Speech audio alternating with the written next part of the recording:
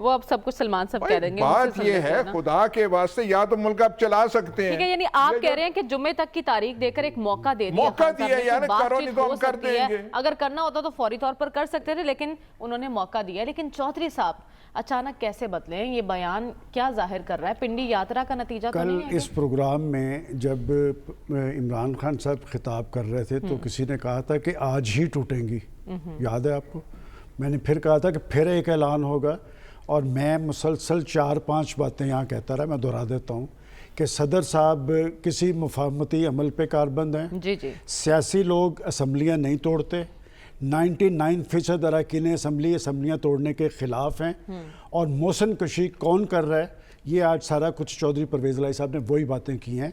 और उनसे जब बार बार पूछा गया कि आप फिर 23 दिसंबर को असम्बलियाँ तोड़ रहे हैं, उन्होंने कहा कि ये अल्लाह ताला बेहतर जानता है। बात ये कि उन्होंने आज बड़ी क्लियर कट बात की है, और उन्होंने कहा कि हमने उनको बावर करवा दिया है कि जब ये असम्बलियाँ टूटेंगी, स्टॉक एक्सचेंज नीचे आ जाएगा, इसकी पाकिस्तान की मईशत पर बुरे असरात होंगे और मामलात हमारे कंट्रोल में नहीं रहेंगे। ये बात दुरुस्त उन्होंने कही है।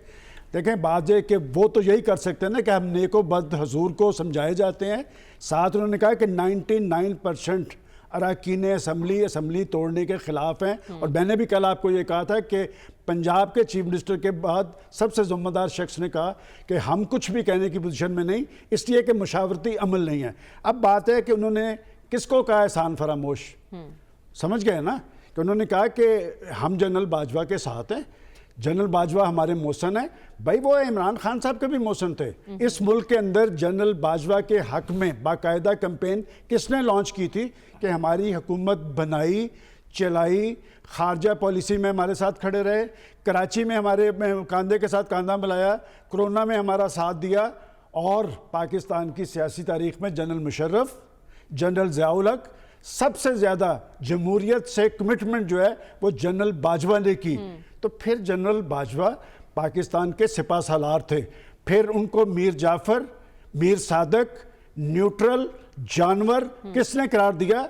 मोहसिन कुशी इस चीज का नाम है। इतिहास खतरे में नजर आ रहा है आपको? मैंने आपको कल भी एक बात कही थी, आप बार बार एक बात जब पूछती है ना, मैं कोई ये नहीं होता कि मैं एक दिन एक बयान दूंगा, अगले दिन मैं फिर जाऊंगा। क्लियर कट जवाब देना। क्लियर कट मैं आपको कल भी कह चुका हूं कि 23 दिसंबर को जब हम यहाँ बैठे होंगे, असम्बलियाँ मौजूद होंगी। और ये बात भी सुन लें कि जब चौधरी परवेज़ इलाही साहब से पूछा गया कि ये असम्बलियाँ टूट जाएंगी, उन्होंने कहा कि वो अदालत का ऑप्शन भी मौजूद है। अच्छा। वो किसकी तरफ से कहा उन्होंने? और फिर उन्होंने ये भी कहा कि जब अदालतों से रजू किया जाता है तो फिर अदालतें कहती हैं कि आप असम्बलियों में फैसले करें।